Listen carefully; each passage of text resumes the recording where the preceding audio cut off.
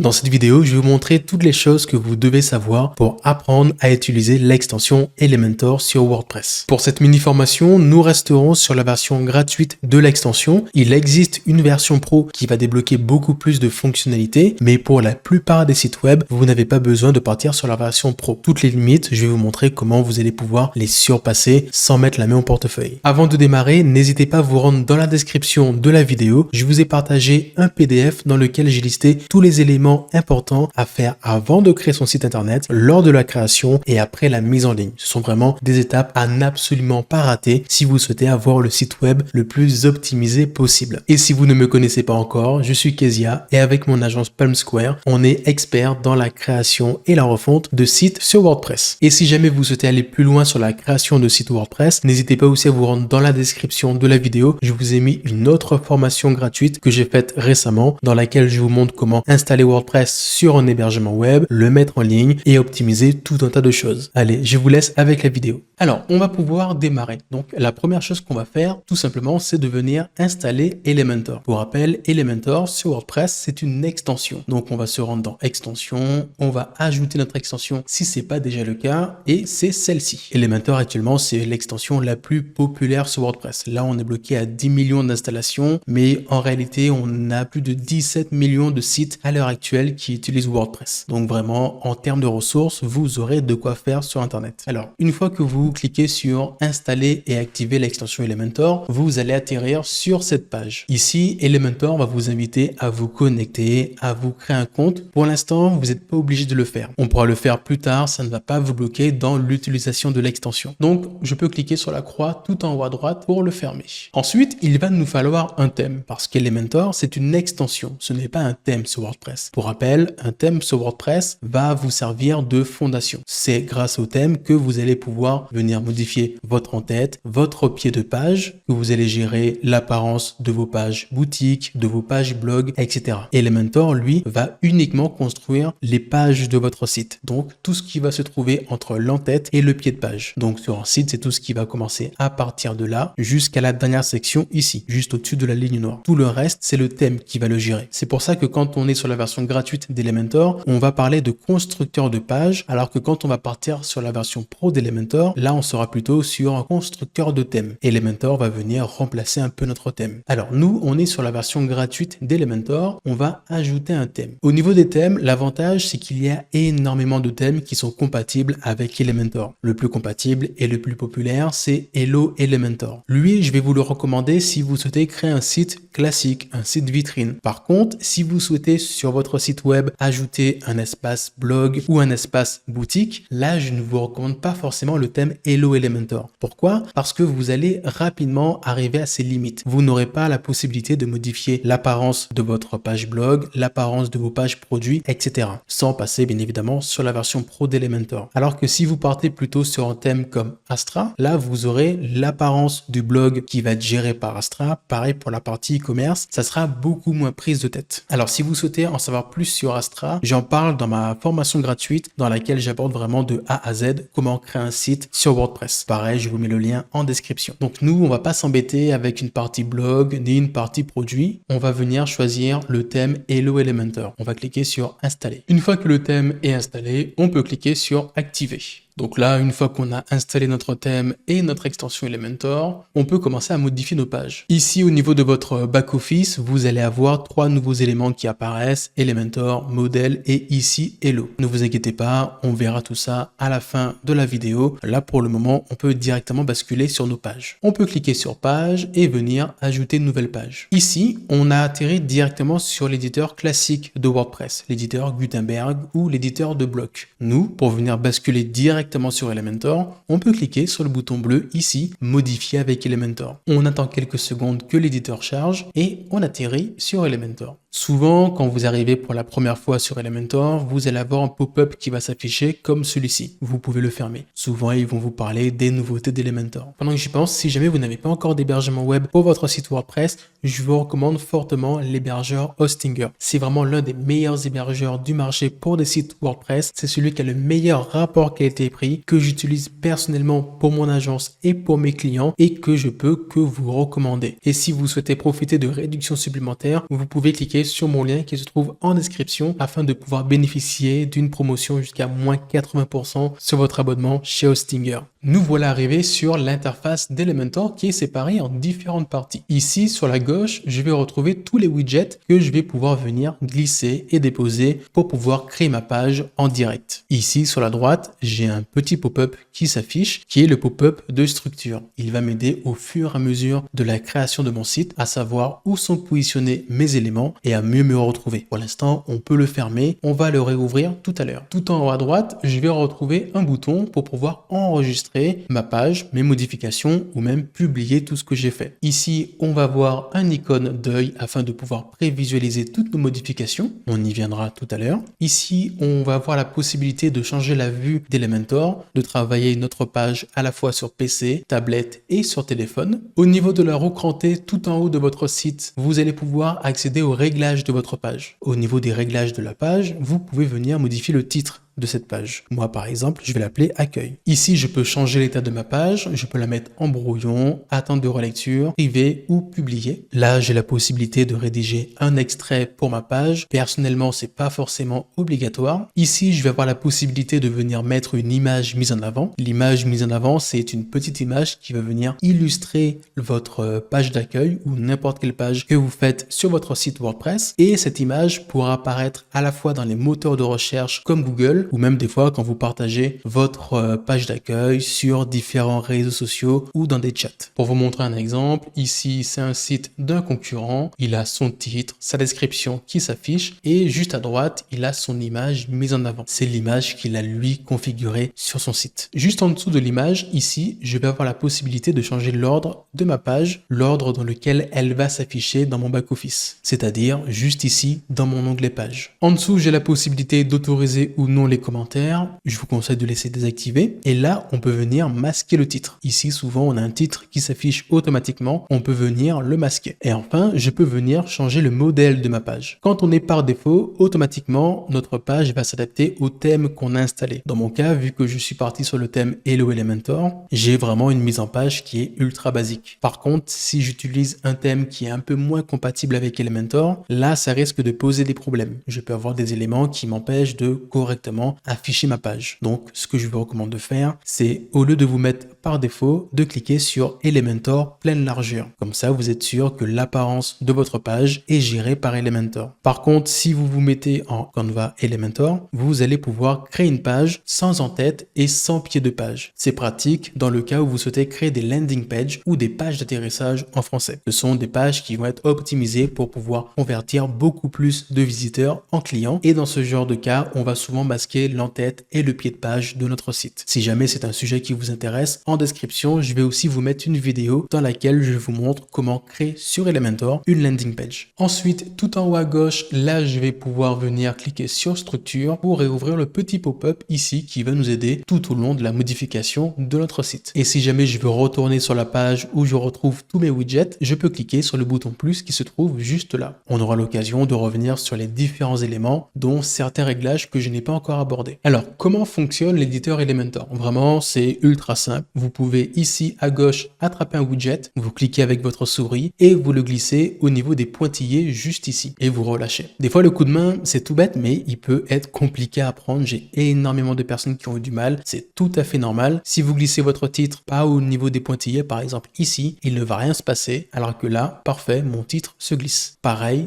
je vous le montre tout de suite. Si vous souhaitez rajouter un autre élément au-dessus ou en dessous, bien pensez quand vous l'attrapez à bien viser au-dessus du titre. Et là, j'ai un petit liseré rose qui apparaît, donc je sais à quel endroit mon titre va se mettre. Par contre, si je le mets là, il ne va rien se passer. Alors, ici, j'ai rajouté mon titre. Je peux cliquer dessus pour le modifier. Et là, à gauche, j'ai la possibilité de changer mon texte. En dessous, j'ai la possibilité de rajouter un lien. C'est-à-dire, quand on va venir cliquer sur mon titre, on va être redirigé vers un autre URL. Je peux soit rajouter un lien qui va être interne à mon site ou un lien qui va être externe. Donc une page qui existe ou un autre site web. Par exemple, si c'est un autre site web, je vais venir récupérer l'URL de ce dernier, aller sur Elementor et ici dans lien, si jamais vous avez un hashtag qui est comme ça de base, vous le retirez et vous mettez votre URL. Par contre, si jamais c'est une page qui existe déjà sur votre site, il vous suffit de taper le nom de la page. Dans mon cas, je sais que j'ai une page qui s'appelle... Non, je ne remets plus la main dessus. Par contre, j'ai un article qui s'appelle Hello World. Donc, je peux taper le début du nom de l'article ou de la page, cliquer dessus et automatiquement, le lien se mettra. Ici, en cliquant sur la roue crantée, je peux venir faire en sorte que mon lien s'ouvre dans un nouvel onglet, ici dans une nouvelle fenêtre, ou qu'il soit en nofollow. Concernant l'ouverture du lien dans une nouvelle fenêtre, ça c'est plutôt intéressant quand vous mettez un lien externe, donc un lien qui ramène vers autre part que votre site. Ensuite, le fait de mettre un lien en nofollow va vous permettre de ne pas attribuer d'importance à l'URL que vous allez rajouter. Parce que Google, quand il va voir un lien qui pointe de votre site vers un autre site web, il va penser que vous en faites la promotion. Sauf que ce n'est pas tout le temps le cas. Donc, quand ce n'est pas une promotion pour quelqu'un d'autre ou un site auquel vous voulez donner de la valeur, donner du crédit, vous pouvez cliquer sur le bouton ajouter nofollow. Et juste en dessous, vous allez avoir la possibilité de rajouter un attribut à votre lien. Ça va être une petite bulle d'info qui va pouvoir apparaître ou non au survol de notre élément. C'est pas forcément très pertinent de le mettre. Et enfin, ici, vous allez avoir la possibilité de changer la balise de votre titre. Style, vous allez pouvoir venir changer l'alignement de votre titre. Le centrer, le mettre à gauche, à droite, le justifier. En dessous, vous allez pouvoir venir changer la typographie de votre titre. Ici, je peux venir cliquer sur Roboto et changer la typo de ce dernier. Là, j'ai vraiment énormément de typographies qui sont disponibles. À savoir que ça, toutes les typographies qui sont ici, ce sont les typographies gratuites que vous allez pouvoir retrouver sur le site Google Fonts. Google Fonts, c'est le site officiel de Google qui va regrouper toutes les typographies libres de droit pour le web que vous pouvez venir utiliser. Et vous pouvez directement aller sur leur site pour visualiser les typographies que vous pourrez retrouver sur Elementor. Pour ceux qui utilisent Canva, vous n'allez pas pouvoir utiliser toutes les typographies de Canva sur Elementor. Mais je vous montrerai en fin de formation comment importer des typographies personnalisées directement sur votre site WordPress via Elementor, sans passer par la version pro. Donc ici, je peux changer la typographie de mon texte, changer la taille en pixels, donc je peux le faire en pixels, en EM, en REM et en VW. Ce sont différentes valeurs qui vont me permettre de gérer la taille de mes éléments, mais le plus simple, mettez-vous en pixels. Ensuite, dans Grace, je peux venir modifier l'épaisseur de mon titre. L'épaisseur va de 100 jusqu'à 900, à savoir que pour toutes les typographies, vous n'allez pas avoir toutes les variations d'épaisseur. Ensuite, je peux changer le style, tout passer en majuscule, minuscule, capitaliser, c'est mettre toutes les premières lettres des mots en majuscule. Ensuite, je peux passer mon texte en normal, en italique, en oblique, le souligner, le surligner, etc. Et enfin, modifier l'interlignage, l'interlettrage et l'espace entre les mots. Vraiment, ce sont des éléments que vous pouvez retrouver aussi sur la plupart des éditeurs de texte ou même sur Canva. Ici, je peux venir rajouter un contour à mon texte en cliquant sur le crayon juste là, avoir un contour plus ou moins épais avec une couleur. Ici, en cliquant sur le carré coloré, je peux venir changer la couleur du contour. Bon, là, c'est plutôt moche, mais on a la possibilité de le faire. Si jamais vous avez fait n'importe quoi sur un réglage, vous avez souvent la possibilité de cliquer sur une petite flèche retour arrière qui apparaît à gauche d'un réglage afin de pouvoir le réinitialiser. Mais par contre, si jamais vous avez vraiment fait n'importe quoi et que vous souhaitez revenir en arrière, vous avez deux solutions, soit faire CTRL-Z avec votre clavier, sur Mac ça va être Command-Z, ou sinon vous pouvez accéder à l'historique en cliquant tout en haut à gauche ici, ensuite historique, et là vous avez toutes les modifications que vous avez déjà faites. Ici je peux par exemple cliquer, allez on retourne tout au départ, ici, bon là j'avais absolument rien, donc je suis revenu à la première étape que j'ai faite, et je peux venir continuer mes modifications. Sinon on peut revenir un peu plus tôt, ici, je sélectionne mes modifications et je reprends là où j'en étais. Je peux aussi rajouter de l'ombre à mon texte. Ici, je choisis la couleur de mon ombre, l'intensité du flou, si je veux modifier la position de mon ombre sur un axe horizontal ou vertical, le mode de fusion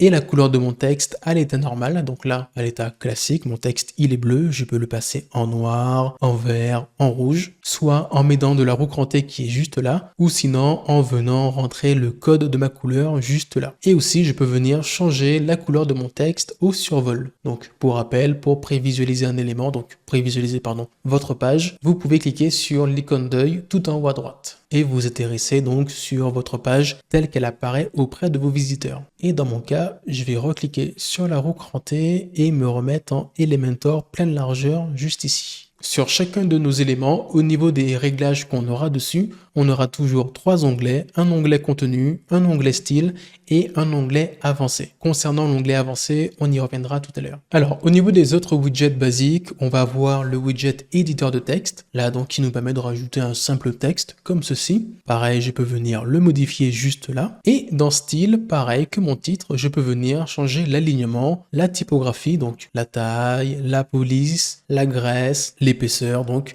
etc., etc. Pareil, je peux venir rajouter de l'ombre à mon texte. Et enfin, je peux venir augmenter ou remettre à 0 l'espacement entre mes paragraphes. Parce que de base, quand on rajoute un paragraphe, on a toujours un petit espace juste en dessous afin de venir espacer nos widgets. Sauf que nous, des fois, on n'a pas forcément envie d'avoir ce léger espace. Donc ici, dans espacement de paragraphe, on peut le mettre à 0. Et ensuite, je peux venir changer la couleur de mon texte et aussi la couleur des liens. Là, par exemple, si j'ai envie de rajouter un lien dans mon texte, je peux venir récupérer un URL externe, sélectionner le texte sur lequel j'ai envie de mettre un lien. Donc, je le sélectionne et je clique juste là. Je colle mon lien, je clique sur appliquer et là j'ai mon lien qui est en rouge. Sauf que j'ai pas forcément envie que mon URL ici soit en rouge. Du coup je vais dans style, couleur du lien et là mon lien je peux venir le mettre en bleu par exemple. Et quand on vient le survoler, je peux changer la couleur et le mettre en vert. Bon, c'est pas très beau, mais au moins vous savez comment modifier la couleur d'un lien dans du texte. Concernant l'éditeur de texte, il faut faire très attention quand vous venez copier-coller du texte. Imaginons que je vais aller sur n'importe quel site, je fais ça, copier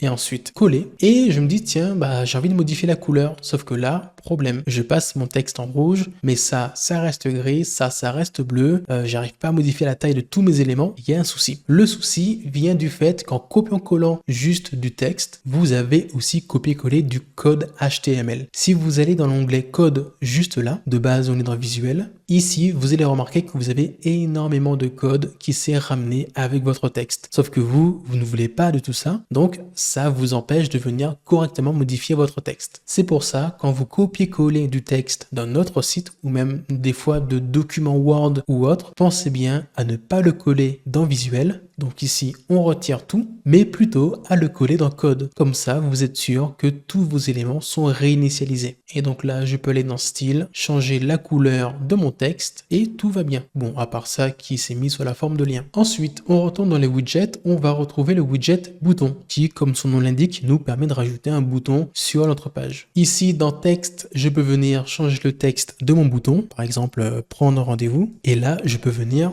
comme on l'a fait sur les titres, rajouter un lien sur mon bouton. Donc, soit mettre un lien externe, donc je récupère le lien, je le mets juste là. Et donc, quand on va cliquer dessus, on sera redirigé par l'URL. Pour rappel, quand vous êtes sur l'éditeur d'Elementor, vous ne pouvez pas cliquer sur un bouton, il ne va pas fonctionner. Pensez bien à cliquer sur l'œil en haut à droite. Et là, vous pouvez venir interagir avec votre site. Donc ici, je peux venir mettre un lien interne comme tout à l'heure. Ensuite, en cliquant sur le cercle qui est juste là, vous avez la possibilité de rajouter un icône sur votre bouton. Bon, sur Elementor, vous avez une assez grosse bibliothèque d'icônes. C'est pas la meilleure, mais au moins, elle a le mérite d'exister. On peut sélectionner un icône, cliquer sur insérer et là je peux venir dire s'il se met à droite, à gauche et gérer l'espace entre mon texte et mon icône. Alors si vous souhaitez avoir plus d'icônes sur Elementor sans passer par la version pro, je vais vous montrer une astuce. Vous pouvez vous rendre sur le site iconmagic.io, pareil le lien je vais le mettre dans le chat. Sur ce site vous allez retrouver tout un tas d'icônes qui sont classées par catégorie. Vous allez pouvoir venir, on va par exemple prendre la catégorie d'icônes lucide, choisir un icône un peu plus joli, par exemple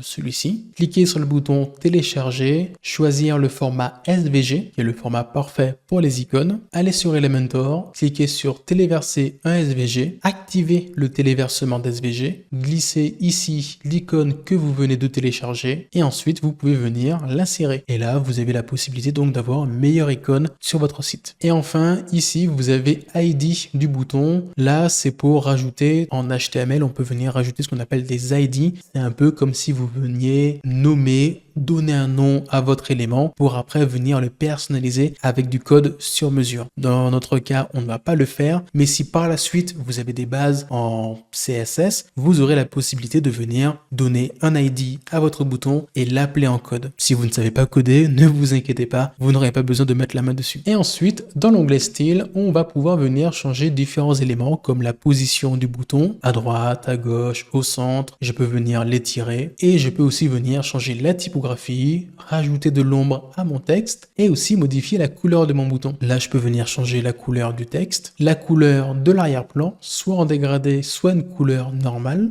Donc là, je peux mettre un bouton bleu comme ceci, ajouter de l'ombre à mon bouton, ajouter des bordures à ce dernier. Au niveau des bordures, je peux soit ne mettre aucune bordure, soit mettre une bordure solide, qui est la bordure la plus commune, c'est-à-dire une bordure tout autour de mon bouton, qui va ressembler à ça. Je vous l'ai mis en rouge pour que ça soit un peu plus visible. Je peux aussi mettre une bordure double. On ne le voit pas très bien ici. En fait, ça va vous mettre deux bordures juxtaposées. Je peux aussi le mettre en pointillé, en tiret, en rayure. Vraiment, j'ai pas mal de choix. Par contre, c'est un peu dommage que ça ne se voit pas trop à l'écran. Moi, je vais partir sur une bordure classique, une bordure solide. Ici, je vais pouvoir venir gérer la largeur de ma bordure, augmenter ou diminuer la bordure. On va mettre une bordure à 2 pixels par exemple. Allez, 1 pixel, je vais la mettre en bleu, comme ceci. Je mets exactement le même bleu. Dans rayon de bordure, ici, je peux venir arrondir les bords de mon bouton. À savoir que les valeurs comme ceci, ici, qu'on peut venir modifier, on peut soit tout modifier d'un coup, ou sinon venir délier les valeurs juste là, afin de pouvoir gérer les éléments de façon indépendante. Et enfin, dans marge interne, je vais pouvoir venir gérer l'espace à l'intérieur de mon bouton. Par défaut, on doit avoir une marge de 12 pixels en haut et peut-être 18 sur les côtés, mais je peux venir modifier le tout à la main. Là, par exemple, mettre,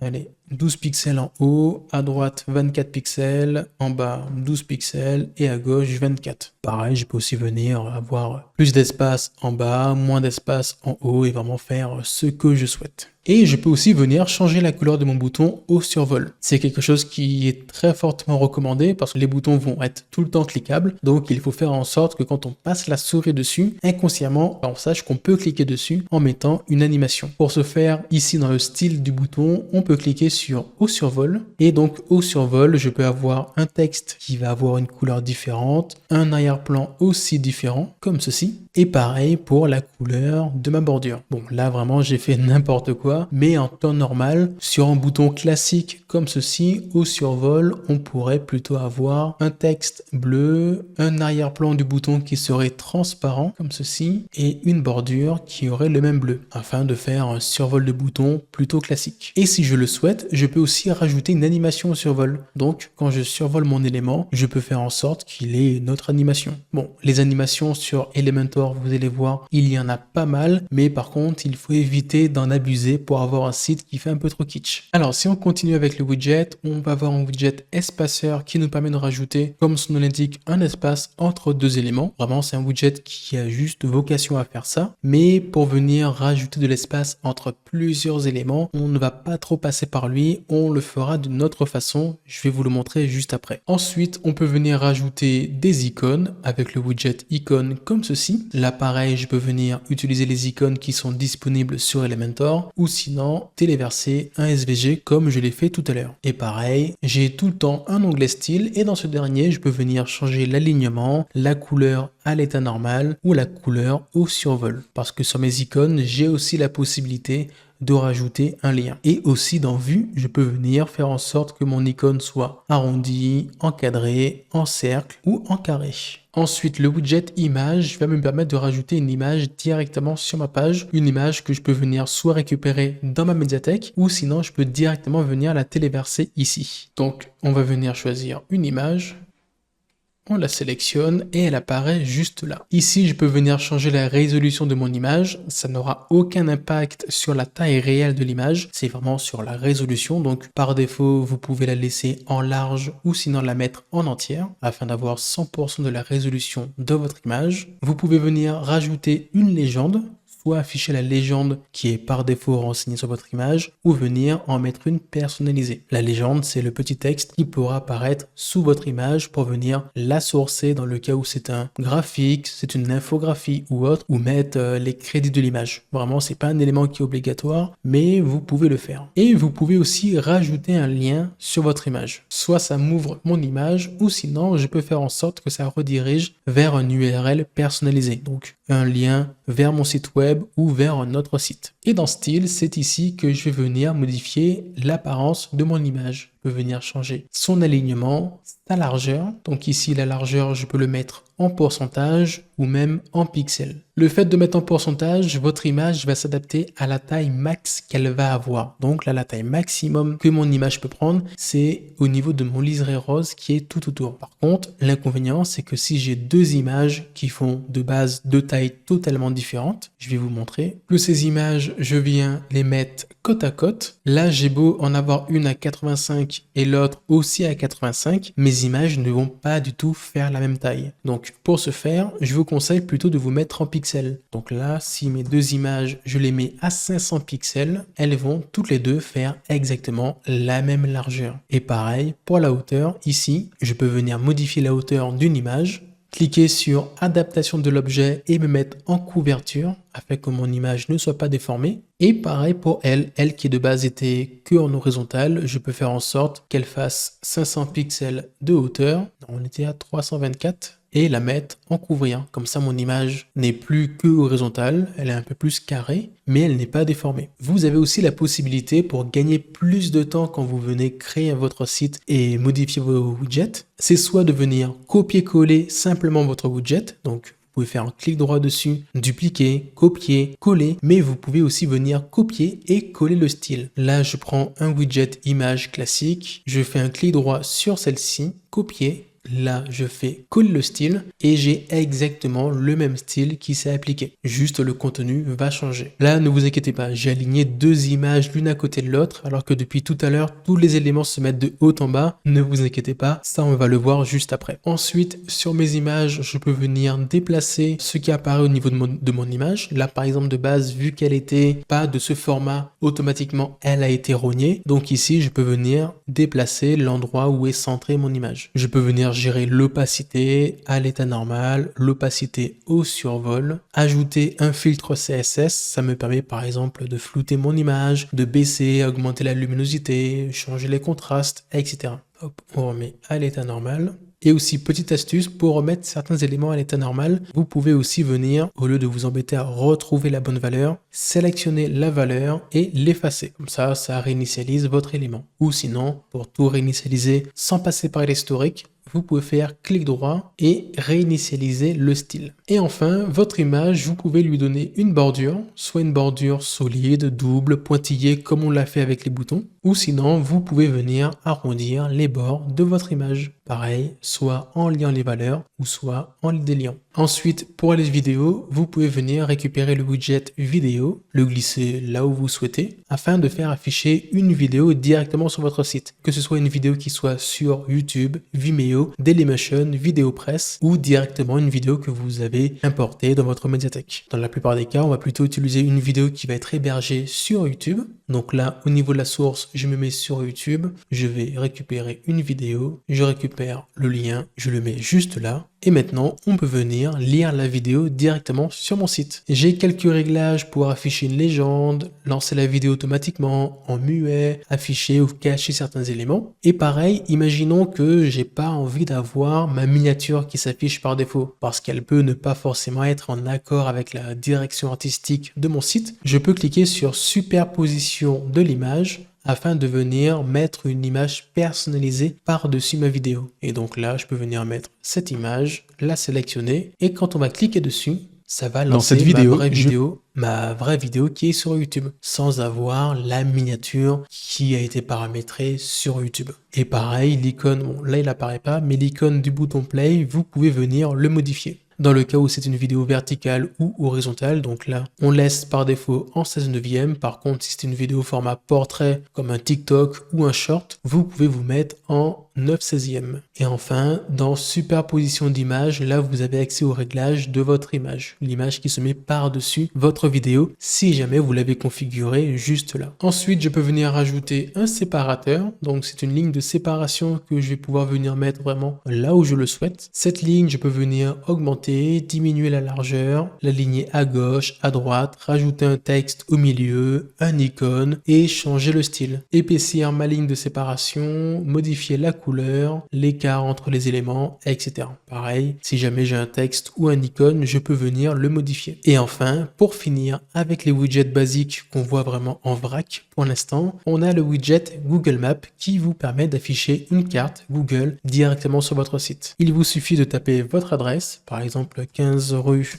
de la rue, et là, ça me met mon marqueur sur le 15 rue de la rue le plus proche. Et effectivement, ça existe. Sinon, vous pouvez taper directement votre fiche établissement et ça vous met automatiquement un pointeur sur votre bonne fiche. Ici, moi, la fiche de mon agence Palm Square. Et enfin, vous pouvez venir gérer le zoom de votre fiche établissement ainsi que la hauteur. Et concernant le style, pareil que la vidéo, là vous n'allez pas avoir énormément de choses à part simplement un filtre CSS que vous pourrez venir modifier. Alors, à chaque fois que vous allez faire des modifications sur Elementor et que vous souhaitez quitter votre page, il faut bien penser à sauvegarder ce que vous faites. Pour sauvegarder vos modifications, vous avez deux possibilités. Soit cliquer ici sur le bouton publier, donc ça va venir sauvegarder toutes les modifications que vous avez faites et ça va aussi les rendre accessibles aux personnes qui pourraient venir sur votre site. Donc dans le cas où vous avez un site qui est déjà en ligne avec Elementor, si vous cliquez sur publier et que vous n'avez pas terminé votre page, les utilisateurs pourront la voir pas terminée. Donc si jamais c'est un site qui est totalement vide et qui est tout nouveau, c'est pas grave, vous pouvez quand même cliquer sur publier. Par contre, si c'est un site sur lequel vous ne souhaitez pas que les modifications soient accessibles avant qu'elles soient terminées, vous pouvez venir cliquer sur la flèche tout à droite juste là et cliquer sur enregistrer le brouillon afin d'enregistrer vos modifications sans rendre public les modifications. Donc personne ne pourra les voir mais elles sont bien sauvegardées de votre côté. Et enfin, vous pouvez aussi cliquer sur enregistrer comme modèle afin d'enregistrer votre page et de l'utiliser plus tard. Donc là par exemple, je peux créer un modèle qui va s'appeler homepage. Cliquez sur enregistrer et après je vais pouvoir venir ici quand je viens créer une nouvelle section, cliquer sur le petit dossier juste là et venir importer un modèle que j'ai enregistré. Là dans mon cas j'ai enregistré toute ma page mais j'ai aussi la possibilité d'enregistrer une section. Là par exemple imaginons que j'ai fait une section comme ceci que je souhaite réutiliser plus tard. Je peux venir cliquer sur les 6 petits points ici, faire un clic droit et cliquer sur enregistrer comme modèle. Là, il y a un souci de traduction, c'est écrit Save as a template. Donc ici, vous avez la possibilité d'enregistrer votre modèle sur votre site et en version pro, vous avez une fonctionnalité qui vous permet d'enregistrer vos modèles directement sur le cloud et de pouvoir l'utiliser sur d'autres sites. Alors, sur votre site, vous allez souvent utiliser les mêmes typographies et les mêmes couleurs à différents endroits. Et pour éviter de vous embêter à chaque fois à récupérer le bon code couleur, venir sur un autre élément, l'appliquer et être sûr que vous avez mis le même partout, on va pas s'embêter à faire comme ça. On va venir sur Elementor enregistrer nos couleurs pour pouvoir les réutiliser plus tard. Pour ce faire, sur n'importe quel élément, par exemple là mon titre, quand je suis sur couleur du texte, ici, je peux cliquer sur le petit bouton plus et venir enregistrer ma couleur comme couleur globale. Je peux l'appeler couleur 1 par exemple. Et maintenant, si je viens mettre un nouvel élément et que je souhaite lui attribuer la couleur 1, je ne vais plus cliquer sur le carré coloré qui est juste là, mais plutôt sur le globe et là, cliquer sur couleur 1.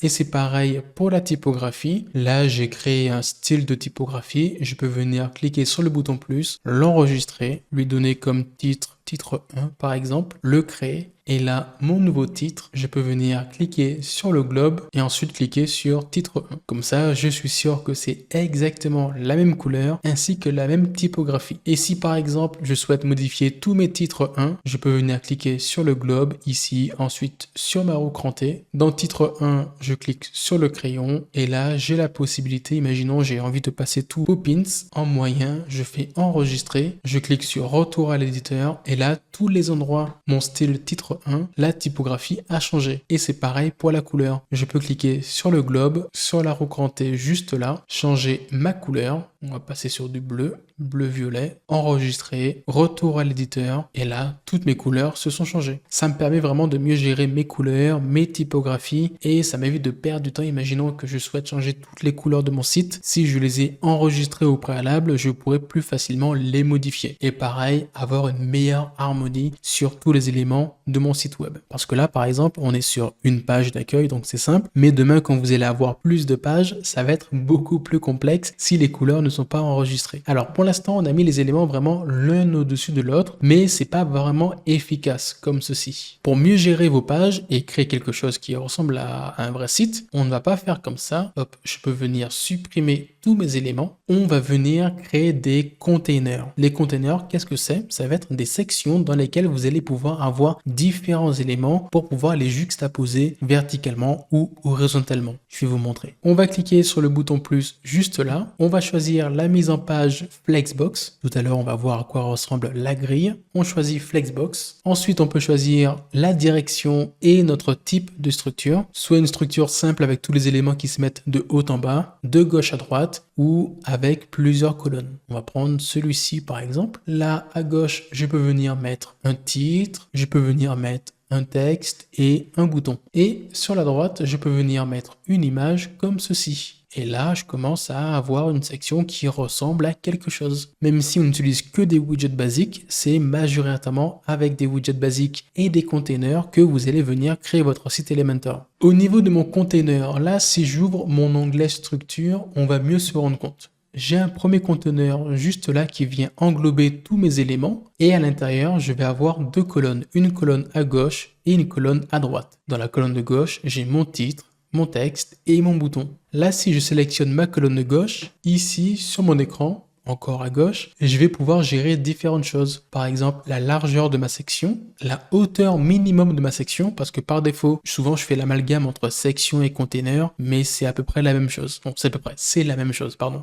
Donc ici, je peux venir modifier la hauteur de mon container, parce que donc de base, il s'adapte au contenu qui est présent dedans. La direction des éléments, faire en sorte que tous les éléments se mettent de haut en bas, de gauche à droite, inversés comme ceci, et aussi les aligner au centre de façon verticale ou de façon horizontale. Même si je peux aussi le faire ici en cliquant sur mon titre, en le mettant au centre, et pareil pour mon bouton. Là, ça me permet vraiment de tout gérer à un seul et même endroit. Et je peux aussi venir changer l'écart entre les éléments qui sont présents dans mon container. Et ensuite, j'ai des options supplémentaires pour gérer le débordement ou changer la balise HTML de mon container. Ça, c'est pas forcément ultra pertinent. Et ensuite, dans Style, je peux venir appliquer un arrière-plan à mon élément. Pour la partie arrière-plan, je vais vous montrer sur une autre section. On va créer une section comme ça avec un titre, un texte et un bouton. On va venir l'agrandir et tout centrer au milieu.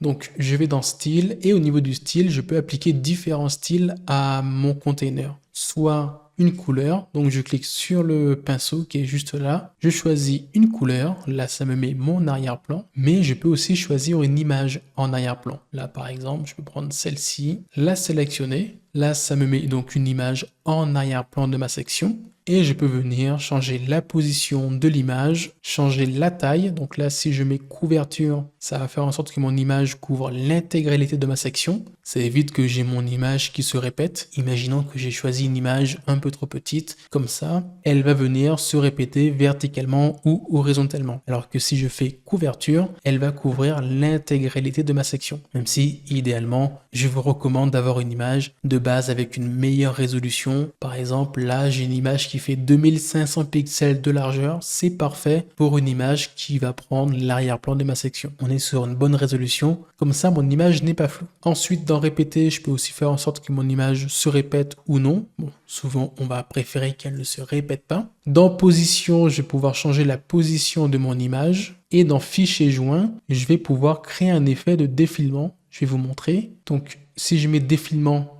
quand je scrolle, il ne se passe rien, mais quand je mets fixe, là, j'ai mon image qui reste fixe derrière ma section. Ça peut être pratique dans certains cas. Pas tout le temps, mais ça peut faire un effet de style plutôt intéressant. Ensuite, au niveau de mon container, j'ai donc mis une image en arrière-plan, mais je peux aussi rajouter ce qu'on appelle une superposition d'arrière-plan. Donc un arrière-plan par-dessus mon arrière-plan. Dans quel cas où ça peut être utile? C'est utile dans le cas où on a une image qui est un peu trop claire et là, notre texte ne ressort pas très bien. Donc là, mon texte, je vais par exemple le mettre en blanc, ça aussi le passer en blanc. Et pour que mon texte ressorte un peu plus, je vais venir assombrir mon arrière-plan. Donc je sélectionne ma section. Des fois, pour mieux sélectionner un élément, on peut aussi faire clic droit et modifier. Donc, soit modifier le container, modifier le titre, modifier le bouton. Ça nous permet de mieux sélectionner nos éléments. Ou sinon, vous pouvez aussi utiliser l'outil structure qui est juste là. Donc, je vais dans superposition d'arrière-plan, type d'arrière-plan. On peut choisir un arrière-plan classique ou un dégradé. Et moi, je vais simplement mettre du noir que je peux venir assombrir ou éclaircir. Ça me permet d'avoir un arrière-plan un peu moins clair et que mes éléments dessus puissent mieux ressortir. Donc là, l'image d'arrière-plan, c'est pas du tout la même chose que l'image classique qu'on aurait pu avoir avec le widget image qui est juste là. Dans les deux cas, ce sont des images, mais on ne vient pas les gérer de la même façon et on ne peut pas faire les mêmes choses. Ma section, je peux aussi venir modifier ses bordures. Donc je peux, comme mes autres éléments, appliquer une bordure ou arrondir les bords de ma section. Et je peux rajouter une forme de séparation. Les formes de séparation, c'est pas très joli, mais ça ressemble à ça. Ça permet de faire donc des formes en haut ou en bas de nos sections. Bien utilisé, ça peut être sympa, mais c'est très rare que ça soit très bien utilisé. Donc clairement, par pitié, évitez de l'utiliser sur votre site. Ça peut rapidement faire cheap. Privilégiez plutôt des sections avec des variations de couleurs, de formes différentes. Et donc mes containers, là si je reprends ma section qui est tout en haut, je peux très bien appliquer un arrière-plan à la section principale, comme ceci. Et aux containers qui sont à l'intérieur, je peux venir leur appliquer un style qui est totalement différent. Ici, le mettre en vert. Et pareil, celui à droite, je peux aussi changer son arrière-plan. Alors là, pour l'instant, on a utilisé juste les containers. Donc on peut créer un container en cliquant sur le bouton plus et en venant changer ici la mise en forme. Mais je peux aussi utiliser le format de grille. La différence, c'est que le format Flexbox, ici, je peux avoir des colonnes, des containers dans mes containers qui font des tailles différentes. Là, je peux très bien avoir un grand et que des petits. Mais par contre, si je pars sur la mise en forme de grille comme ceci, là, toutes les colonnes qui vont être présentes dans ma grille vont toujours avoir la même taille. Mais par contre, je peux venir facilement gérer le nombre de colonnes et le nombre de lignes. Par contre, à savoir que quand j'utilise le widget grille juste là, je ne peux pas mettre facilement d'éléments l'un au-dessus de l'autre. Là, par exemple, si je mets un titre et que je le duplique, il va se mettre à droite, etc. Par contre, si je fais pareil, mais dans un container Flexbox, ici, ils vont venir se mettre de haut en bas ou de gauche à droite. Donc, si je souhaite utiliser tout de même le widget grille pour avoir 3 ou 2 éléments qui font exactement la même taille sans m'embêter, je peux venir mettre un container à l'intérieur de ma grille pour mieux gérer mes éléments. Par exemple, là, je peux venir mettre une image, un titre et un texte. Et si je regarde dans mon outil navigateur, j'ai bien ici ma grille. À l'intérieur de ma première grille, j'ai un container et dans ce dernier, j'ai une image, un titre et un texte. Et là, je peux venir sélectionner mon container et faire dupliquer. Et dupliquer mes éléments dans toutes les lignes et les colonnes de ma grille, sans m'embêter à venir régler à chaque fois la taille de chacun. Et donc là, je peux venir modifier ma grille, diminuer le nombre de colonnes ou venir en ajouter. Mais je peux très bien faire exactement la même chose avec un container classique. Je fais copier-coller et je viens dupliquer. Par contre, là, la gestion des colonnes et de la taille, elle est totalement différente. Mais par contre, ce n'est pas blanc ou noir, c'est pas soit on utilise Flexbox, soit on utilise la grille, on peut venir mixer les deux. Dans un cas où ça peut servir, imaginons que là, j'ai envie de créer 2 boutons juxtaposés. Je peux venir mettre un container dans mon container. Donc là, mes éléments s'alignent de haut en bas. Je rajoute un container dans lequel je vais venir mettre 2 boutons qui vont venir s'aligner de gauche à droite et qui vont être centrés. Autre situation, on va venir créer une section en Flexbox verticale. On va venir mettre un titre ici, un texte. Et là, imaginons que maintenant, j'ai envie d'avoir une grille d'éléments. Donc, je prends le widget grille, je le mets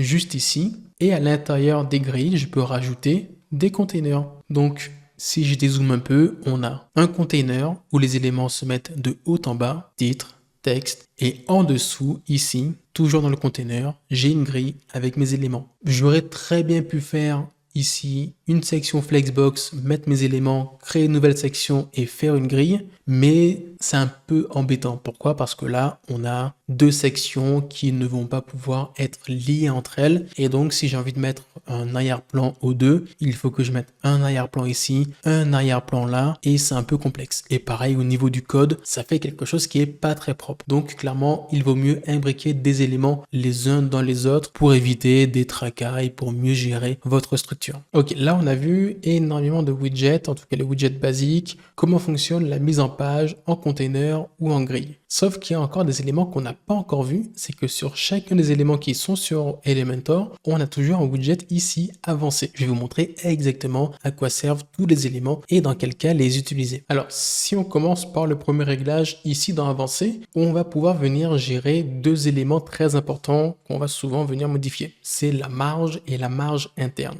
Traduction, la marge, c'est l'espace à l'extérieur d'un élément. Donc, imaginons que vous souhaitez ajouter de l'espace au-dessus de ce titre. On va aller dans Avancer, dans Marge, on va venir délier les valeurs et je vais venir augmenter l'espace en haut de mon titre. Pareil, je peux venir ajouter de l'espace sur la gauche. Donc, dans Marge, je vais venir ajouter de l'espace ici. Par contre, si c'est de la marge interne, donc de l'espace à l'intérieur de mon élément, ça sera différent. Je vais vous montrer. Imaginons que là, mon carré noir, j'aimerais ajouter de l'espace à l'intérieur de ce dernier pour décoller mon titre des côtés. Si je voulais, j'aurais pu sur chacun des éléments aller dans Avancer, dans Marge, ajouter de la marge sur la gauche ou partout. Sauf que ça, c'est pas forcément une très bonne pratique. Il vaut mieux directement mettre de la marge interne au niveau de notre carré noir, donc de l'espace à l'intérieur de notre élément. C'est pour ça que je vous disais que le widget espaceur n'est pas forcément très recommandé. Il faut plutôt utiliser la marge ou la marge interne.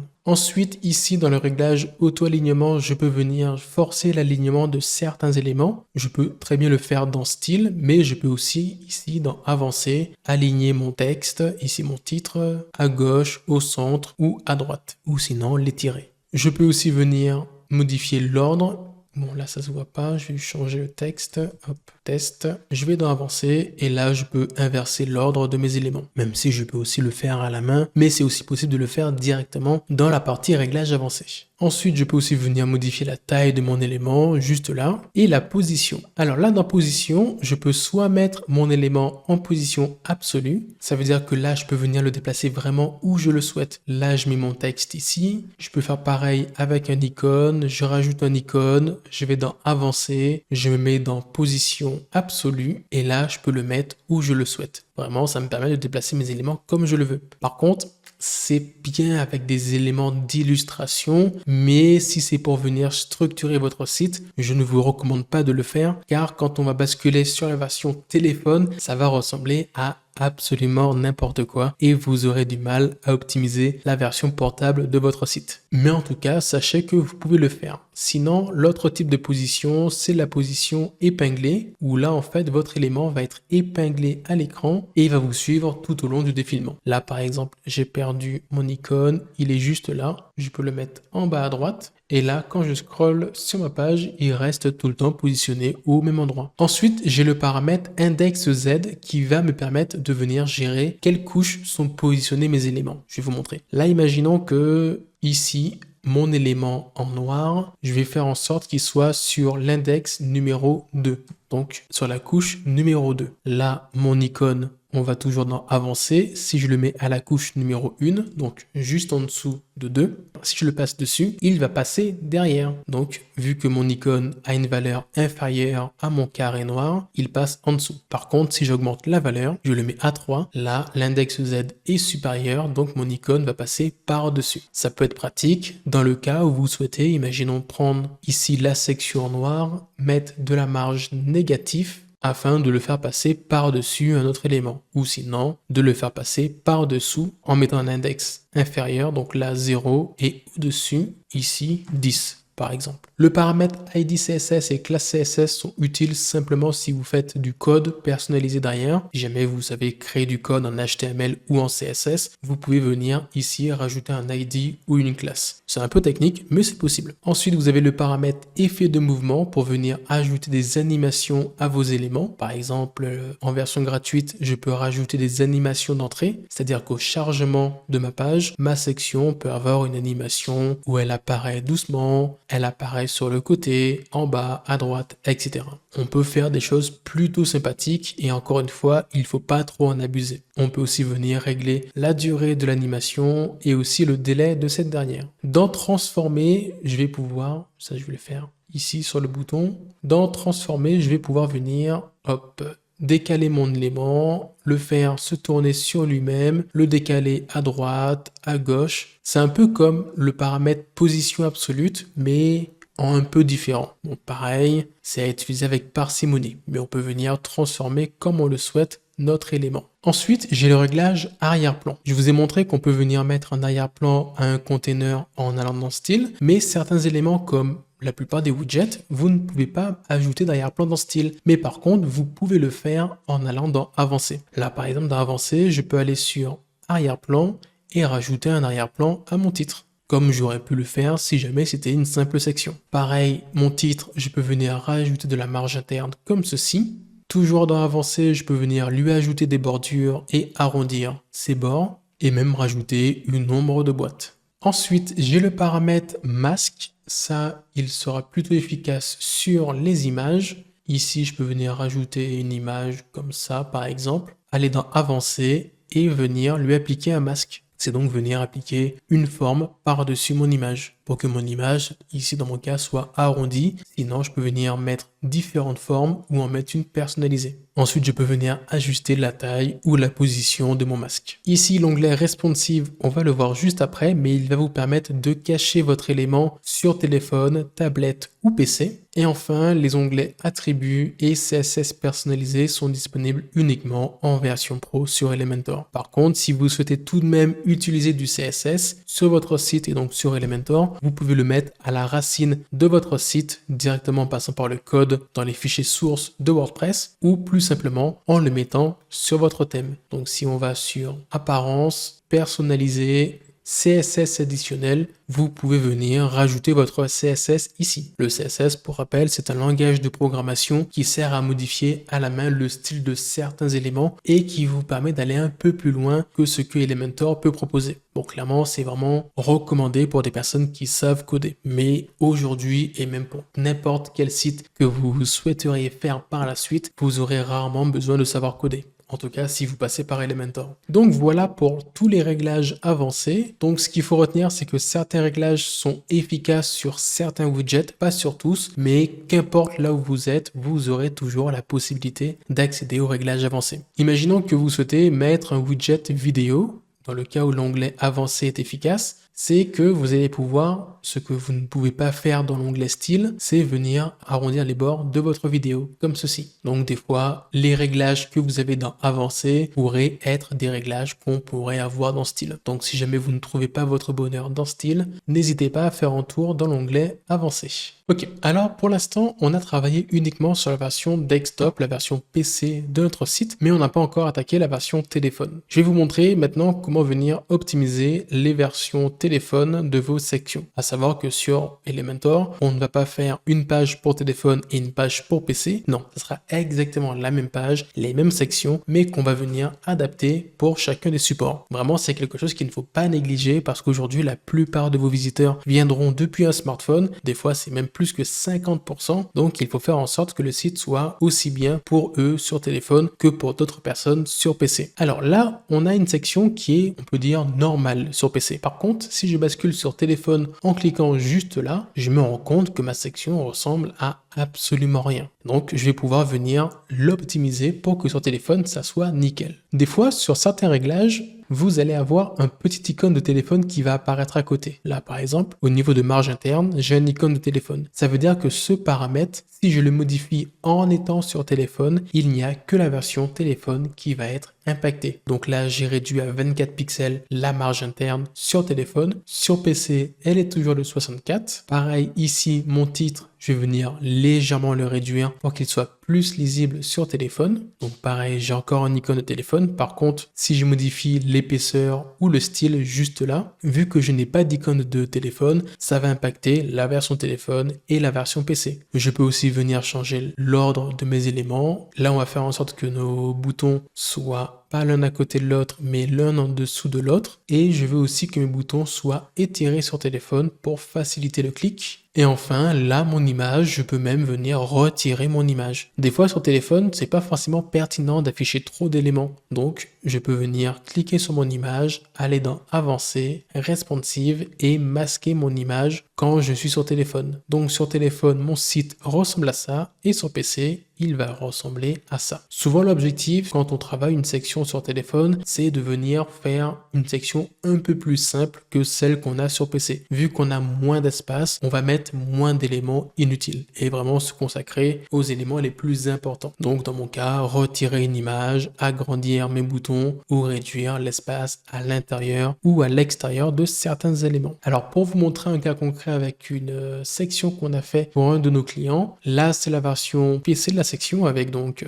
l'appel à l'action, le bouton, l'arrière-plan, l'image de la femme à droite. Et sur téléphone, on a fait vraiment quelque chose de beaucoup plus simple en restant vraiment focus sur l'essentiel. Pareil pour les autres sections, on a changé l'ordre, on a simplifié la chose. Et si je prends l'en-tête, par exemple, qui est juste là, ici sur PC, on a énormément de choses et sur téléphone, beaucoup moins. Donc votre objectif sur votre site WordPress avec Elementor, ça sera de faire ça, de venir alléger la version portable pour maximiser l'expérience utilisateur dessus. Et pour finir avec les widgets, là pour l'instant on a vu uniquement les widgets qui sont basiques sur Elementor. Vous avez accès à d'autres widgets. Si vous descendez un peu plus bas, là vous avez pas mal de widgets qui sont disponibles qu'en version pro. On peut replier et là vous avez d'autres widgets. Je vais vous les montrer rapidement. Donc on a un widget onglet qui vous permet d'avoir un système d'onglets. Là par exemple dans le premier je peux venir mettre un titre, dans le second je peux venir mettre une image et dans le troisième je peux venir mettre une vidéo et ça me permet de faire ce genre de mise en page sans trop me prendre la tête. Dans le même style, je vais avoir une mise en page sous la forme d'accordéon pour venir créer une sorte de FAQ. Donc là par exemple, je peux venir à l'intérieur rajouter du texte, une image ou autre. Vraiment, je peux faire ce que je souhaite. Je peux aussi avoir des widgets boîte d'images et boîte d'icônes. Je vais vous montrer à quoi ça ressemble. Ça vous permet de faire ce genre de mise en page sans vous embêter. Ça vous permet de mettre une image, un titre et un texte. Tout est géré à un seul et même endroit. Ça vous évite de le faire à la main avec des widgets basiques en mettant à la main une image, en dessous un titre, en dessous un bouton. Là, vous avez tous les éléments qui sont imbriqués dans un seul et même widget. Ça peut vous faciliter la création. Vous avez un widget pour pouvoir faire des carousels d'images. Donc ici, je peux venir sélectionner plusieurs images idéalement qui font de base la même taille parce que là ça va ressembler à absolument rien, les insérer dans ma galerie et créer un diaporama comme ceci. J'ai aussi la possibilité d'ajouter une galerie d'images. Donc pareil, ici on glisse le widget et je peux venir ajouter des images directement dans ma galerie, soit une galerie d'images, soit une galerie de vidéos comme ceci. Bon là pareil, je peux venir changer la taille de mes images, les mettre en entière et ne pas afficher de légende. Et donc, ça peut me permettre d'avoir une galerie d'images comme ceci. Je vais venir ajouter un peu plus d'images pour que ça soit un peu plus pertinent. Donc, dans le cas où on a beaucoup d'images, ça pourrait ressembler à ça. Ça peut être bien dans le cas où vous faites une page portfolio, réalisation ou tout simplement une galerie photo. Ensuite, vous avez un widget liste d'icônes afin de faire une liste d'éléments avec devant un icône, du texte et un lien. Cette liste, vous pouvez la mettre à la fois en horizontal comme en vertical et afficher ou non les icônes comme ceci. Ensuite, vous avez un widget pour pouvoir afficher un décompte. Ça peut être bien dans le cas où vous voulez mettre en avant des chiffres clés. Donc pareil, ce genre de section, vous pouvez l'utiliser. Allez, on va prendre la mise en page grille, ce genre de grille, et on peut venir l'utiliser comme ceci. J'ai aussi un widget barre de progression, pareil, qui me permet d'avoir une animation, mais cette fois-ci sur une barre de progression et pas sur des chiffres. Je vais avoir, hop, si je descends un peu, un widget témoignage pour créer des sortes de bulles témoignages comme ceci. Mais par contre, si vous souhaitez ajouter des avis clients sur votre site, je vous recommande plutôt sur Elementor de synchroniser votre site WordPress avec votre fiche établissement Google. Si jamais vous souhaitez le faire, je vous mets en description de la vidéo un tuto pour pouvoir connecter votre site WordPress avec Google My Business et de faire afficher vos avis Google directement sur votre site. Ensuite, on peut venir afficher les icônes de ces réseaux sociaux avec le widget icône des réseaux sociaux. Là, on peut venir ajouter un nouvel élément. Ici, changer le logo par un autre réseau social, par exemple ici Facebook. On fait insérer et là, il vous suffit de rajouter votre lien vers votre page Facebook, YouTube, Twitter ou autre. Ensuite, vous avez un widget alerte pour créer une petite bulle d'alerte comme ceci qui peut être refermable. Ensuite, vous avez un widget pour pouvoir afficher et pouvoir aussi lire de la musique directement sur SoundCloud. Vous avez un widget code court qui vous permet, si jamais vous travaillez avec d'autres extensions, dans le cas, bon, je prends l'exemple de l'extension pour afficher ses avis clients directement sur sa page Elementor, vous devrez passer par un code court et c'est souvent le cas avec d'autres extensions sur WordPress. Donc, pour coller votre code court et afficher votre élément sur votre page, vous pourrez passer par le widget du même nom. Par contre, si vous souhaitez afficher du code HTML sur votre site, vous devrez utiliser le widget du même nom HTML et venir coller votre code. Vous avez aussi le widget encre de menu qui vous permet, je vais vous montrer, si je le mets ici, je peux faire en sorte que quand je clique sur mon bouton, on va dire sur ce bouton là, ça scrolle sur ma page et ça me permet d'arriver tout en bas ici. Je vais vous montrer comment ça marche. Je vais donner un nom à cette encre, je vais l'appeler bas comme ceci. Mon bouton, je vais venir cliquer dessus, aller dans contenu et juste après le hashtag, taper le nom de mon encre et maintenant quand je clique dessus, bien évidemment quand je prévisualise, ça me fait scroller tout en bas de ma page jusque sur mon encre. Là, dans mon cas, je l'ai mis sur un bouton, mais vous pourrez aussi, si vous le souhaitez, créer un menu de navigation avec des encres de menu comme celui-ci. Ensuite, pour finir avec les autres widgets, vous allez avoir un widget colonne latérale et lire la suite qui sont pas forcément très pertinents. Le colonne latérale vous permet de venir gérer, si vous en avez dans votre thème, votre colonne latérale, mais par défaut sur Elementor, il n'y en a pas, sauf si je me trompe. Mais là, par exemple, si je le mets ici, effectivement, je n'ai pas de colonne latérale, donc je peux pas venir l'afficher ni venir le modifier. Le widget lire la suite, pareil, il n'est pas forcément pertinent en version gratuite, donc vous n'aurez pas besoin de l'utiliser. Notation vous permet de mettre des petites étoiles comme ceci qui s'adaptent aux chiffres que vous renseignez juste là. Et pour finir, le widget chemin de texte qui vous permet de faire ceci. C'est très moche, mais ça existe. Et c'est à peu près tout pour les widgets généraux que vous avez sur WordPress. Ensuite, tout le reste, ce sont des widgets que vous avez majoritairement en version pro de WordPress. À part ici, les widgets qui s'appellent WordPress, mais là, vous n'aurez pas forcément l'occasion de les utiliser. Ce ne sont pas des widgets qui sont propres à Elementor, mais ce sont plutôt des widgets qui sont propres à WordPress et qui ne ressemblent pas à grand chose, honnêtement. Alors, sur l'interface d'Elementor, il y a encore quelques éléments qu'on n'a pas encore vus. Donc, on a vu la plupart des widgets qui étaient en haut, ici sur la gauche. Et là, vous savez à peu près comment fonctionne la majorité des éléments sur Elementor. Si on clique ici sur le titre de la page, accueil et sur la petite flèche, on a la possibilité de venir créer de nouvelles pages sans quitter l'interface d'Elementor. Donc ici, je peux venir ajouter une nouvelle page, l'appeler contact par exemple, venir modifier ma page, cliquer sur enregistrer, rebasculer sur ma page d'accueil tout à l'heure. Je peux même, si je souhaite, copier un élément et le rajouter sur une nouvelle page. Hop, tout simplement copier et coller. Et pareil, cette nouvelle page, je peux venir la renommer. Ici sur la gauche, on a donc vu l'onglet structure et ici dans réglage du site, ça c'est l'onglet sur lequel on n'est pas encore allé. Ici, vous allez retrouver donc les couleurs globales, les polices globales, ce sont donc les couleurs et les polices qu'on a enregistrées. Vous pouvez aussi enregistrer par défaut un style pour tous vos titres, tous vos liens, tous vos corps de texte. Pareil pour vos boutons. Par défaut, les boutons sont en vert comme ça, mais vous pouvez venir enregistrer ou créer un style par défaut pour vos boutons. Et il va s'appliquer aux boutons qui vont être à la fois sur Elementor et vraiment tous les boutons qui sont partout sur votre site. Pareil pour les images, vous pouvez venir appliquer un style par défaut à toutes les images sur votre site. Les formulaires, c'est pareil. Là par contre, si je me trompe pas, ça va affecter uniquement les formulaires d'Elementor. Et à savoir que pour les formulaires, avec Elementor version gratuite, vous ne pouvez pas en créer. Il faut passer par d'autres extensions comme WP Form ou autre. Ça pareil, j'en parle dans ma formation gratuite que vous pouvez retrouver en description. Tout ce qui est en-tête et pied de page, c'est pas forcément pertinent vu que là, avec votre thème Hello, vous ne pouvez pas modifier l'en-tête ni le pied de page de votre site. On va juste après passer par une extension pour le faire. Dans Identité du site, vous allez pouvoir venir modifier le titre de votre site, donc le titre qui apparaît ici dans l'onglet et aussi sur votre page d'accueil. Modifier le logo de votre site ainsi que le favicon. Le favicon, c'est le petit icône qui va apparaître au niveau de l'onglet de votre site. Par défaut, vous avez un globe terrestre en gris ou sinon le logo de WordPress et donc là, vous pouvez venir le changer pour en avoir un personnalisé. Et donc moi, dans mon cas, ici, maintenant, c'est une flèche. Vous pouvez aussi venir appliquer un arrière-plan à tout votre site directement ici. Donc, on peut soit appliquer un arrière-plan à tout le site, soit quand on va sur les réglages d'une page,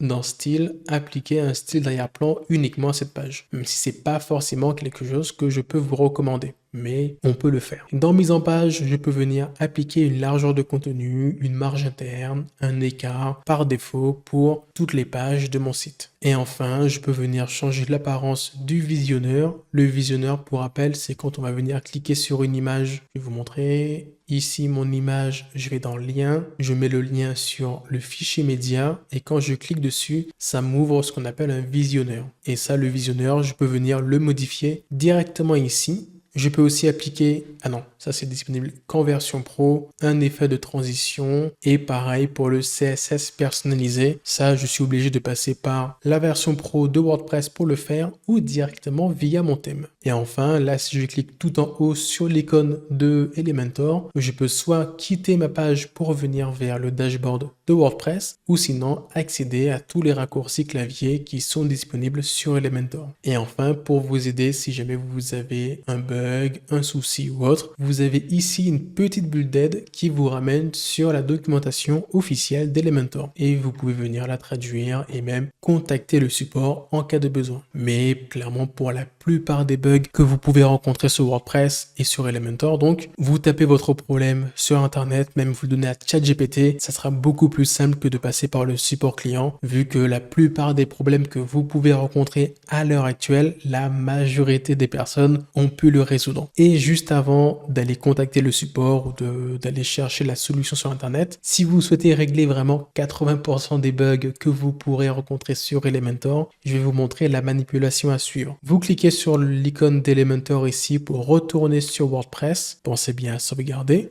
Ici sur Elementor, vous pouvez cliquer sur Outils et cliquer sur ces deux boutons. Là, c'est en anglais, mais dans votre cas, ça sera écrit vider et nettoyer le cache et resynchroniser la librairie. Vraiment, en cliquant sur ces deux boutons, ça va venir recharger, resynchroniser, rafraîchir tout votre Elementor pour éviter tous les bugs qui peuvent survenir. Autre chose que vous pouvez faire pour gagner du temps lors de la création de vos pages sur Elementor, on va supprimer tout ça. Vous pouvez utiliser des modèles préconçus par Elementor. Ici, vous avez un petit dossier, vous pouvez cliquer dessus et là, vous allez retrouver tout un tas de modèles de blocs. Pas mal sont disponibles en version pro, mais vous en avez quelques-uns qui sont disponibles en version gratuite, comme celui-ci. Bon, pas mal en fait, quelques-uns en fait. Mais donc, je peux venir sélectionner un modèle. Donc là, il me demande de me connecter à Elementor. Donc, si vous n'avez pas de compte, vous pouvez vous inscrire directement sur le lien qui va s'ouvrir ou sinon vous connecter. Et là, donc, vous avez la possibilité de venir créer votre site en venant combiner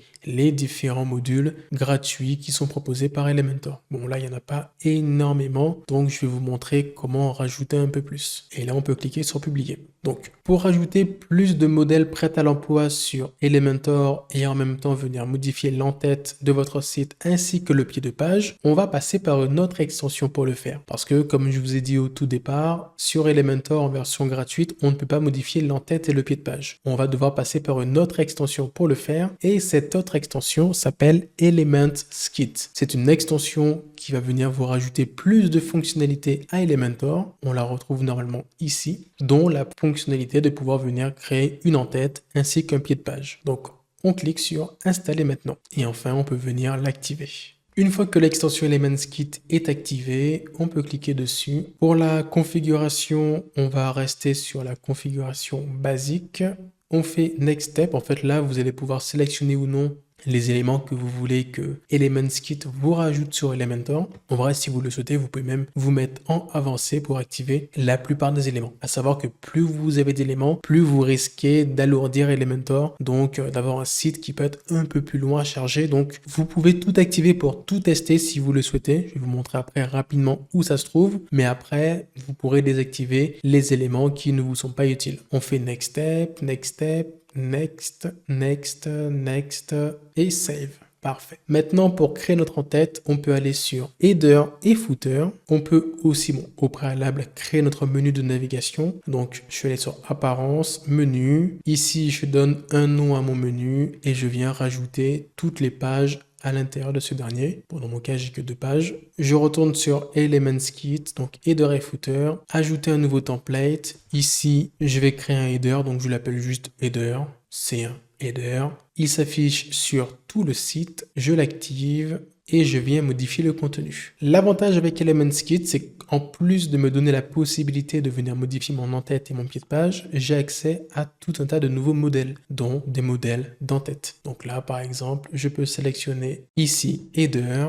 Là, j'ai tout un tas de modèles de header. Je peux venir prendre lui, par exemple, l'insérer. Ici, je peux venir changer, mettre le logo de mon entreprise. Là, le menu, je peux venir sélectionner le menu que j'ai créé tout à l'heure ou tout autre menu. Et là, tout simplement, j'ai déjà un menu prêt à l'emploi. Je peux cliquer sur publier et là, si je me rends sur ma page d'accueil ou n'importe quelle page, là, je vois que j'ai bien mon menu qui apparaît. Ça m'a même créé un petit menu dépliant comme ça qu'il faudrait que je personnalise. Et pour le pied de page, donc l'élément qui est tout en bas, c'est exactement pareil. Je peux venir sur Elementskit, Header et Footer, ajouter un nouveau template. Là, je peux l'appeler Footer, par exemple. Le nom n'a pas d'impact. Le mettre sur tout le site, c'est un footer. Éditer le contenu. Là, pareil, je peux utiliser un modèle de footer. On le retrouve juste là. Bon, là, je prends un modèle vraiment pour aller vite, mais vous pourrez venir le customiser comme vous le souhaitez à 100%, le publier. Et là, si on va sur la page d'accueil, ici, on a bien notre nouvelle en-tête et notre pied de page. Et vu qu'on a utilisé des templates, ce sont des éléments qui seront déjà bien optimisés sur téléphone.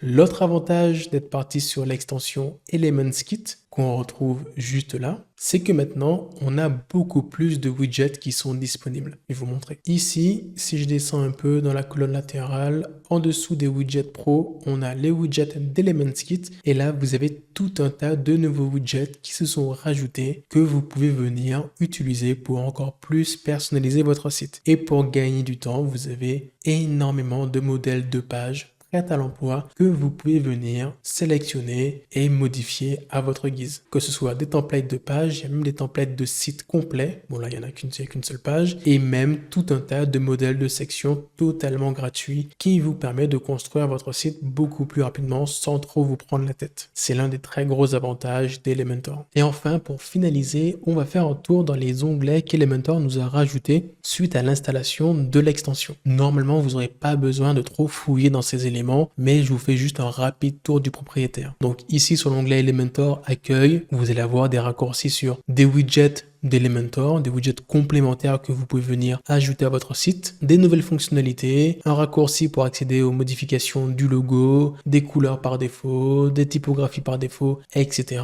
Un peu de pub pour la version pro. Dans Réglages, ici, normalement, vous n'aurez pas besoin de décocher les cases. Donc, en général, vous pourrez venir désactiver les couleurs par défaut, les polices par défaut. Dans Intégration, c'est là où vous allez venir rajouter, si besoin, des clés d'API. Donc, des clés pour venir relier connecter votre site WordPress à Google Maps, à d'autres outils externes. C'est souvent le cas avec la version Pro d'Elementor qui vous permet de connecter votre site à des outils de marketing automatisation comme HubSpot ou autre. Dans Avancé, vous allez pouvoir activer ou désactiver certaines fonctionnalités. Pareil, dans Performance, vous allez avoir des réglages pour améliorer la performance de votre site, mais par défaut, c'est assez bien fait, donc vous pouvez laisser tel quel. Et dans Fonctionnalités, là, vous allez avoir toutes les fonctionnalités, en tout cas les fonctionnalités récentes qui sont arrivées sur Elementor, que vous pouvez activer ou non. Souvent, ce seront des fonctionnalités en bêta. Là, par exemple, les 3 dernières sont le Cloud Template, le fait d'enregistrer des modèles dans le cloud, d'avoir des meilleures gestions au niveau des performances des sections et des éléments, et ça vous pouvez ou non les activer. Des fois certaines personnes ne sont pas trop friandes des nouveautés, ça m'est déjà arrivé, il y a eu une très grosse mise à jour sur Elementor, j'ai pas eu le temps de me former, donc tant que je m'étais pas formé dessus, j'ai préféré la désactiver, ou quand c'était des fonctionnalités qui ne m'étaient pas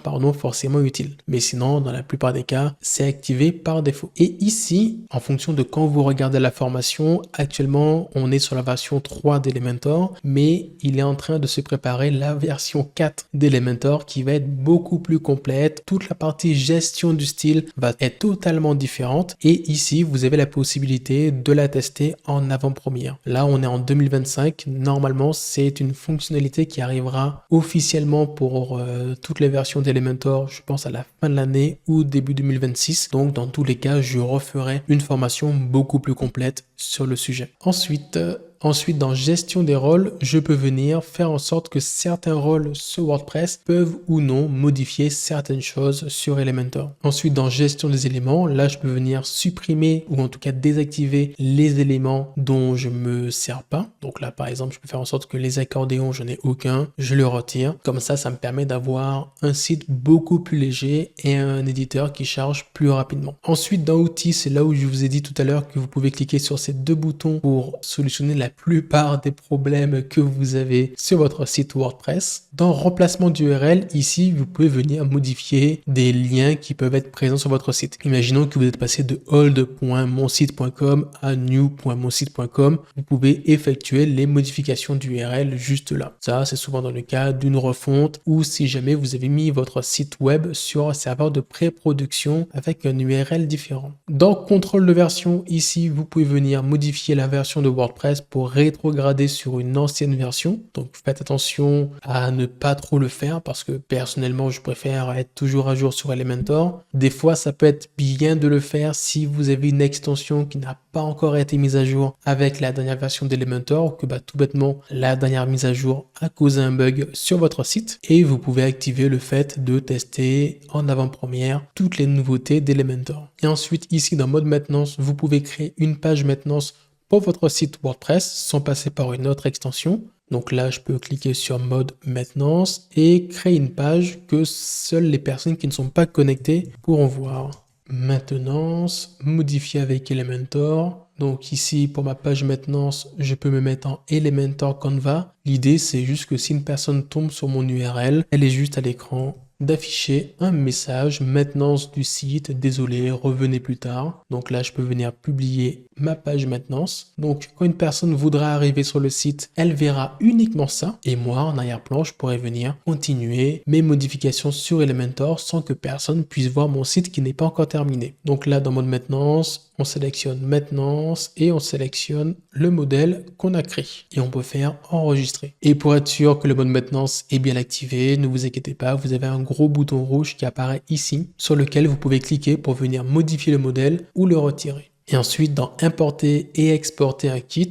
là, vous avez la possibilité d'importer ou d'exporter l'ensemble des réglages que vous avez fait d'un site sur Elementor, que ce soit les paramètres de style, comme tout le contenu que vous avez pu créer, par exemple des pages, des articles ou autres. Mais si jamais vous souhaitez plus facilement sauvegarder, exporter, importer des sites WordPress, pareil, en description, je vous mets une vidéo que j'ai faite sur le sujet. Ensuite, information système, là, vous allez avoir quelques informations par rapport à votre environnement de travail, que ce soit Elementor ou WordPress. Sur le bouton obtenir de l'aide, ici, ça va vous rediriger vers la documentation officielle d'Elementor. Et enfin, tous les derniers éléments sont majoritairement disponibles uniquement avec la version version pro, comme le fait de collecter les envois des formulaires, d'ajouter des polices personnalisées, même si pour les polices personnalisées, vous pouvez passer par une extension pour le faire. Hop, cette extension, c'est Anyfont. Pareil, en description, je vous mets une vidéo que j'ai faite sur le sujet dans laquelle je vous montre comment importer des typographies sur Elementor sans problème en quelques secondes. Et ensuite, donc on a icônes personnalisées, ça, on a vu qu'on peut pallier à ce problème en apportant nos icônes directement sous la forme de SVG. Pareil pour le code personnalisé et dans module, ici, on va retrouver d'autres extensions qu'Elementor nous propose. Ce sont des extensions qui sont très bien compatibles avec Elementor et qui vous permettent d'ajouter plus ou moins de fonctionnalités à votre site, dont une qu'on a vue qui s'appelle Elements Kit. Elle fait à peu près la même chose que pourrait faire Unlimited Element, Essential Add-on ou autre. À savoir que toutes ces extensions, quand c'est pas marqué par Elementor, ce sont des extensions qui sont créées par d'autres entreprises qui sont pas forcément reliées à Elementor, mais qui proposent leur extension complémentaire à Elementor de façon gratuite ou contre abonnement. Et enfin, vous avez l'onglet modèle qui est apparu ici, dans lequel vous allez avoir la possibilité de gérer tous les modèles qui sont présents sur votre site. En tout cas, tous les modèles que vous avez enregistrés. J'espère que cette mini formation vous a été utile. Si jamais vous souhaitez aller plus loin et monter en compétence sur Elementor, la seule chose qu'il y a à faire, c'est pratiquer. Plus vous allez pratiquer, plus vous allez monter en compétence et plus ça sera facile. Ne vous inquiétez pas si vous êtes un peu perdu, s'il y a des choses que vous comprenez pas très bien, c'est tout à fait normal. Mais par contre, si vous avez la moindre question, n'hésitez pas à me contacter. Je vous ai mis toutes mes informations dans la description. Je me ferai un plaisir de répondre à toutes vos questions. Sur ce, c'était Kezia de l'agence Palm Square. On se retrouve très vite pour d'autres contenus. Ciao!